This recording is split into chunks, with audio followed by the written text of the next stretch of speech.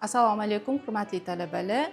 Bugun biz sizlar bilan tikuv buyumlarini avtomatlashtirish tizimlari fanidan yangi CorelDRIVE programmasi grafik redaktorida ishlash jarayoni bilan tanishtirib o'taman va bu narsani amaliyotda qo'llab, demak, ishlashni boshlaymiz. Bugungi kungacha grafik redaktorlaridan sizlar bilan Paint va Photoshop grafik redaktorida ishladik. Dizayner mahoratini sekin-asta shakllantirishni boshladik. Bugun biz sizlar bilan CorelDRIVE, demak, grafik redaktorida Photoshopda tayyorlagan eskizlarimizni dizayn, mana bironta bir model dizayni uchun tayyorlagan, demak, eskizlarimizni texnik hujjatini tayyorlaymiz. Ya'ni o'zingizlarga ma'lum, muhandislar faqatgina yaratgan ijodiy o'zini g'oyasi qog'ozda qolmaydi. Uni ishlab chiqarish jarayoniga tatbiq qilib, iste'molchiga kiyim ko'rinishida yetkazishimiz kerak, to'g'rimi? Demak, bu kiyim ko'rinishida yetkazishimiz kerak bo'lgandan keyin biz faqatgina yaratgan mahsulotimizni qog'ozda qolmasdan, uni texnik hujjatini tayyorlab, agarda ishlab chiqarishga uzatadigan bo'lsak, demak, texnik hujjat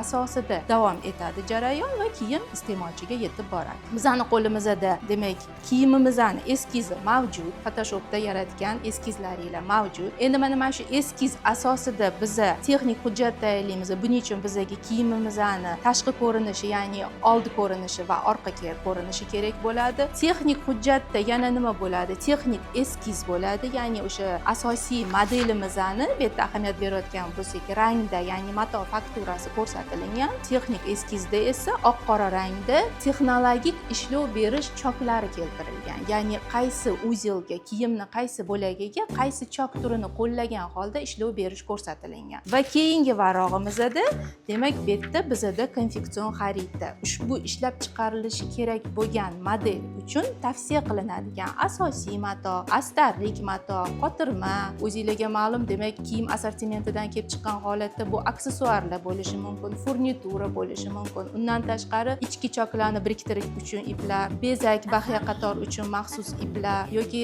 o'zingizlarga ma'lum badiiy bezash uchun yana bir nechta nimadir komponenti kerak bo'ladi, to'g'rimi? Bu vishivka bo'lsa, turli rangdagi iplar yoki har xil munchoqlar, payetka, toshlar bo'lsa, demak, o'sha barcha ma'lumot keltirilgan bo'lishi kerak. Yana bitta narsa, korxonada texnik hujjat tayyorlayotganda assortimentga qadoqlash uchun kerak bo'ladigan mahsulotlar ham kiritilgan bo'ladi. Bu narsa nima degan savol berishingiz mumkin? Qadoqlashga nima kerak bo'ladi? Amaliyotda bo'lganingizda qadoqlashga maxsus paket, o'zini birkalari, shtrix kodlari, qadoqlangan kiyimni taxlash uchun maxsus korobka, uni boylash uchun, demak, strechlar hammasi quyidagi konfeksion xaritada o'zida jamlagan bo'ladi. Mana hozirgi bu konfeksion xaritada bizda nima keltirilgan? Tugma, biriktiruvchi choklar uchun ip, bezak choki, asosiy mato, astar va bu yog'ida mana qarasanglar, demak, labellar, shtrix kodlari, razmernik, sastavnik, razmernik degan bu razmer ko'rsatadigan maxsus, demak, anaqa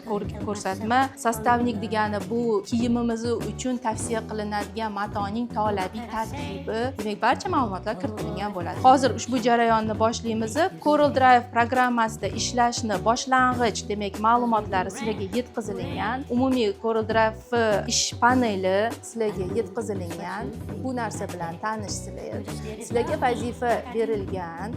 Demak, mana hozirgi ekranda ko'rib turibsizlar. Demak, jins kiyimi uchun texnik eskiz tayyorlashimiz kerak bo'ladi. Texnik eskiz tayyorlashimiz uchun biz nima qilamiz? Demak, ushbu kiyimni birinchi bo'lib sizlarga agarda vazifa berilsa, biron kiyimni texnik eskizini tayyorlaganda sizlar bir vaqtni o'zida mutaxassis bo'lmagan holatda texnik rasmni hech qachon chiza olmaysizlar. Shuning uchun sizlar boshlang'ich, demak, programmani o'zlashtirishingiz uchun sizlarga tayyor rasmdan texnik eskiz tayyorlash tavsiyasini beraman. Nimaga deganingizda, demak, bu rasmni sizlar barcha qomatdagi konturini ko'rib turibsizlar, ya'ni chekka chiziqlarni ko'rib turibsizlar. Biz shu rasmni ustini hozir obvodka qiladigan bo'lsak, ya'ni chetini chizib chiqib texnik eskiz tayyorlaydigan bo'lsak, bizga oson ko'rinadi. Demak, birinchi qiladigan ishimiz, biz shu jarayonni yana bir marta ko'rsataman, rasmni ekranga olib olishimiz uchun biz nima qilamiz? Oldingi Photoshop programmasida faylga kirib, открыть qilib rasmni ochar edik. Bu jarayonda CorelDRIVE programmasida biz import qilib, demak, rasmni ekranga taklif qilishimiz kerak bo'ladi u bilan ishlash uchun. Demak, mana biz rasm ochamiz. Rasm ochish uchun bironta bir kiyimni tanlaymiz. Mana tanladim, importni bosdim va ekranga mana quyidagi rasmni joyladim. Mana jarayonni sizlarga qaytarish uchun ko'rsatdim. Mana men ekranda joylaganman. Endi buni biz obvodka qilayotganimizda, atrofini yurgizayotganimizda bizda ko'pincha muammo bo'ladi, chiziqlarimiz qochib ketadi. Bu chiziqlarimiz qochib ketmasligi uchun biz nima qilamiz? Rasmimizni mana shu A4 format, ya'ni рабочий пространство ish panelimizga mahkamlab olishimiz kerak bo'ladi. Buning uchun mishkani o'ng tugmani bossak, bizda mana zablokировать buyrug'i chiqadi. Zablokировать qilganimizda atrofda mana qulf, ya'ni endi bizani rasm hech qayerga siljib ketmaydi. Mana bunisi siljiydi. Buni esa biz qulflab oldik. Endi bemalol, demak, display buyrug'i yordamida biz kiyimimizni atrofini chizib, obvodka qilib, texnik rasmni tayyorlashni boshlaymiz.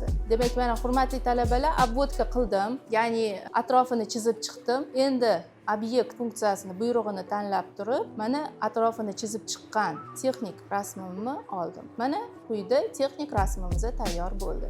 Texnik rasmimiz tayyor bo'ldi. Endi texnik hujjatni tayyorlashni boshlayman. Texnik hujjatni tayyorlashim uchun men biriktirib qo'ygan obyektimni chetga olib qo'yaman va texnik hujjat tayyorlayman. Texnik hujjat tayyorlashim uchun ish panelimni albom ko'rinishiga keltirib olaman mana. Demak, albom ko'rinishida bo'ldi va mana texnik rasmimni bu yoqqa qo'yaman. Nima uchun men albom ko'rinishida keltirdim? Ish panelimni albom ko'rinishiga keltirilganidan maqsad, demak, o'zingizlarga ma'lum, menda ma'lumot, demak, texnik hujjatdagi ma'lumotda old, orqa ko'rinish va albatta modelga bog'liq bo'lgan barcha ma'lumotlar jadvalga kiritilinishi kerak bo'ladi. Demak, bu yoqqa men qo'shimcha jadvalni qo'yib turib, jadval qo'yish uchun yana buyruq ichida buyruq bor, o'zingizlarga ma'lum. Tekst teradigan buyruq ichida jadval qo'yish buyrug'i mavjud. Demak, bu yerda jadvalni qo'yib, men ma'lumotlarni kiritishim mumkin bo'ladi. Demak, jadval qo'yganda model xususiyatidan kelib chiqqan holatda jadvalimni qatori va ustuni o'zgarishi mumkin. Jadvaldagi qator va ustunlarning sonini o'zgartirish uchun, demak, yuqori qatorning 3-qatorida jadvalga o'zgartirish kiritish buyrug'i bor. Mana 4 deb qo'yilgan. Demak, ustunni kamaytirmoqchi bo'lsam yoki qo'shmoqchi bo'lsam, maxsus strelkalar yordamida kamaytirib qo'shishim mumkin bo'ladi. Va buni tortadigan bo'lsam, mana endi ma'lumotni kiritsam bo'ladi. Xo'sh, talabalar, texnik rasmda kiyimimiz rangda bo'ladi. Rangni kiyimimizning xususiyatidan kelib chiqqan holatda rang berishimiz mumkin. Rang berishimiz uchun, demak, ekranda o'ng tomonda ranglar palitrasi mavjud. Ranglar palitrasidan foydalangan holatda quyida jinsiy shim rang berishim mumkin. Buning uchun nima qilaman? Oldin obyektni tanlayman. Zalivka funksiyasini tanlab, bironta bir rangni tanlaydigan bo'lsam, demak, jinsiyimga rang bersam bo'ladi. Yana bitta usuli bor, men tayyor matodan foydalanishim. Tayyor matodan foydalanishim uchun men nima qilaman? Matoni ekranga olib, mana hozir bironta bir matoni ekranga olaman. Bu jinsi mato, mana oddiy misol uchun guldor mato deb olaylik. Mana guldor mato. Shu matoda jinsiyimga, demak, endi bu jinsi bo'lmaydi.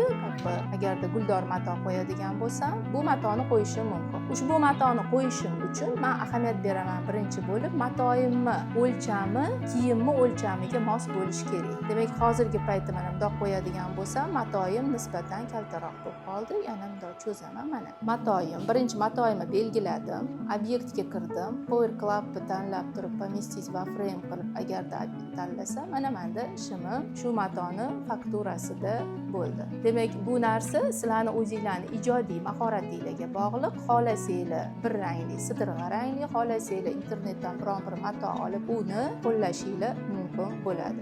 Kiyimimizning xususiyatidan kelib chiqqan holatda jadvalga ma'lumotlarni kirgizamiz va kiyimimizga rang bergan holatda old va ort kiyim ko'rinishini qo'yib, demak, birinchi texnik hujjatimizning birinchi varag'ini yakunlashimiz mumkin bo'ladi. Bugungi mavzuyimiz, demak, bironta bir kiyim assortimenti uchun texnik hujjat tayyorlash edi. Hozir sizlarga ekranda boshlang'ich bilimni namoyish qildim. Ushbu qilingan ishlar bo'yicha savol bo'lsa, demak, chaqirasizlar. Oldinglarga borib yana, demak, maslahatlashib, konsultatsiya berib ishimizni yakunlaymiz. Ishinglarni davom ettirishinglar mumkin. Demak, bugungi kungacha sizlar texnik modelimizning eskizini chizdik. Endi texnik hujjat tayyorlashni boshlaymiz. Ishinglarni davom ettirishinglar mumkin. Oldinglarga boraman.